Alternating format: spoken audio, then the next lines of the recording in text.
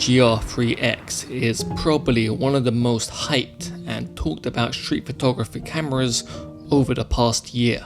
There's a level of freedom and convenience which comes with using this Ricoh, which is hard to find in many other cameras.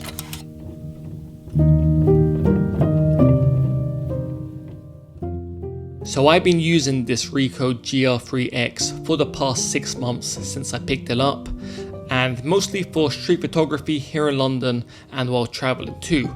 And in that time frame, it's fast become one of my most used cameras. And it's no surprise why. Here we have a camera which fits in my shirt pocket but has the same size sensor as my Fujifilm X series cameras.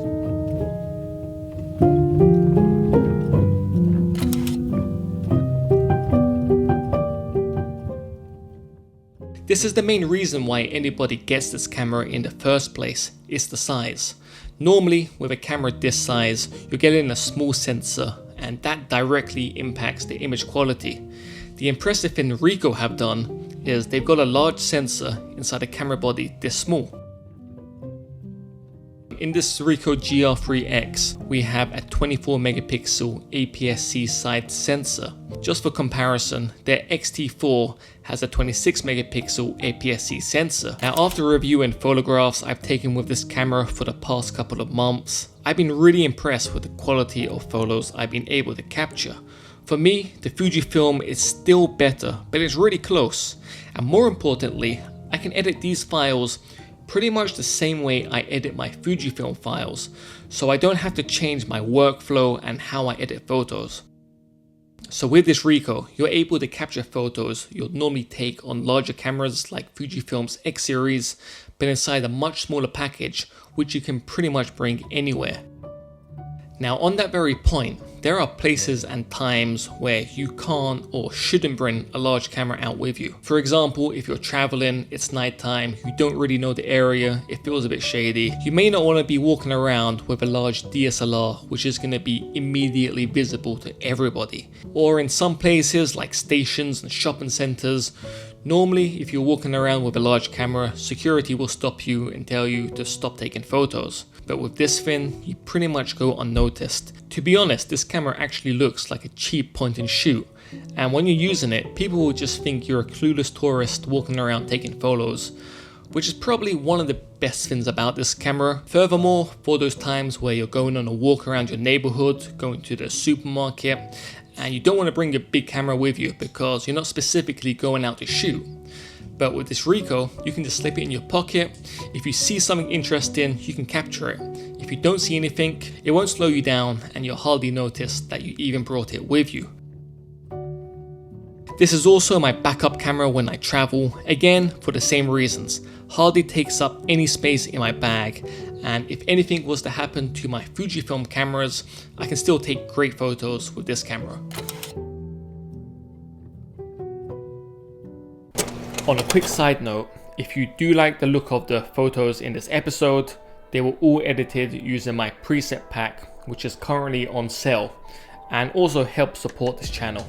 If you're interested, I have a link down below in the description. Also, if you can hit that thumbs up button, it makes a massive difference to the channel, and if you haven't already, please remember to subscribe.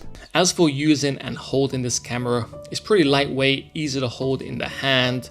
There's a dial at the front where you can either change your shutter speed, aperture and so on. There's an exposure compensation dial at the back. There's a dial at the top to change which mode you're in. There's a couple buttons at the back, and there's also a large touchscreen. And you actually tap on the touchscreen to select exactly where you want to focus. Now with this Ricoh, I like to keep things simple. I'm either shooting in auto, where I can pretty much one hand use the entire camera, or I go into aperture priority mode, and here I use the dial at the front to change my aperture. As for the screen, it's okay. If you're shooting in sunny conditions, it can get a bit annoying because when the sun reflects off this thing, you can't really see the screen. And as there's no viewfinder, it does make it quite difficult to shoot in really bright sunny conditions. And usually what ends up happening is I'm kind of shooting and guessing the composition rather than actually seeing what's happening. When using a camera this size, naturally there's always going to be some compromise. Firstly, there's no viewfinder, and secondly, the batteries are pretty small. Now usually when I go out to shoot, I get through at least 2 batteries, and I almost always bring 3 batteries with me. Finally, if you look at reviews of this camera, or you look in the comment sections of reviews of this camera, you get a lot of people talking about dust going into the sensor. Now, as I'm doing street photography, I don't usually worry about dust going onto my sensors. Even on my Fujifilm cameras, there's always some dust there. It gets in when I'm changing my lenses. And for most of the shots I'm taking, it doesn't really make a difference. So for the past 6 months, I put it in my pocket with no case, been using it, as I just said, for many months now, and have yet to come across an issue. I'm not saying it doesn't exist, but it is probably over-exaggerated a bit. And even if you do get dust on your sensor, it's not the end of the world, and probably won't affect most of the photos you take. So there are 2 versions of this camera.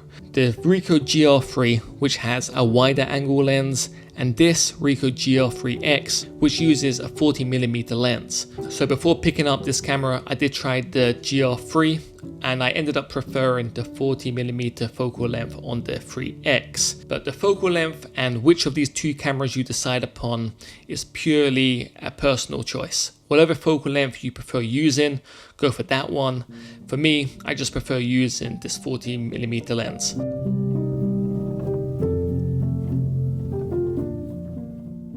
This camera is for a very specific type of photographer. The main reason I say this is the price. This Ricoh GR3X costs around $1,000 or £1,000, which is pretty expensive for a digital camera, especially when you keep in mind that the Fujifilm X-T4 is around the same price and is a better camera on pretty much every single front, but is larger. The thing is, there isn't actually many cameras like the Ricoh GR3X. Fujifilm used to make one, but it's seemingly been discontinued. There's the X100V, but that is larger. So this Ricoh GR3X falls into a small niche of digital cameras, which packs a really large sensor inside a tiny camera body, which you can literally fit into a shirt pocket. So should you get the Ricoh GR3 or 3X? That's a really tricky question to answer. Now, if you're looking for a small camera without compromising quality, which fits into your shirt pocket and you can bring pretty much anywhere, then the Ricoh GR3X is going to be a great option. Or if you're looking for a backup camera while you're traveling, or a secondary camera to your main camera, again, the 3X, while expensive, is still going to be a great option.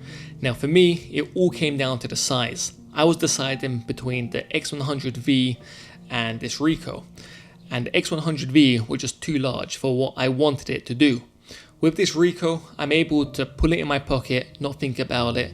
If I'm going to the shop, if I'm going to walk around the park, if I'm going to meet some friends, and I'm not specifically going to take photos, and therefore I'm not bringing one of my larger cameras, I just take this with me. I slip it into my pocket. If I see something interesting, I shoot it.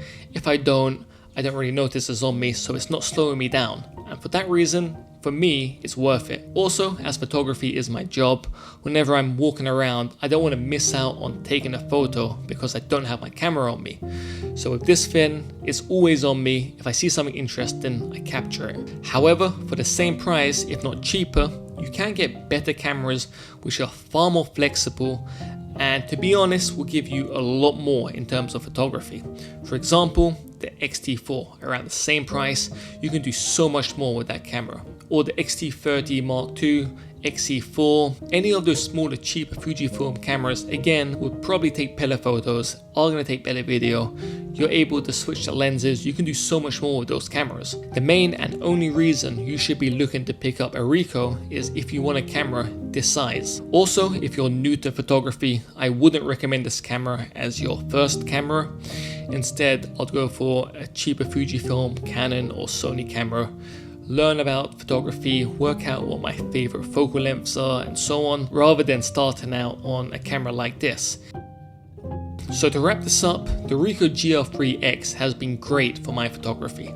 I've taken photos which I wouldn't have taken otherwise because I've been carrying this camera. It comes with me pretty much anywhere I go, whether I'm traveling, whether I'm just walking down the street to the shops.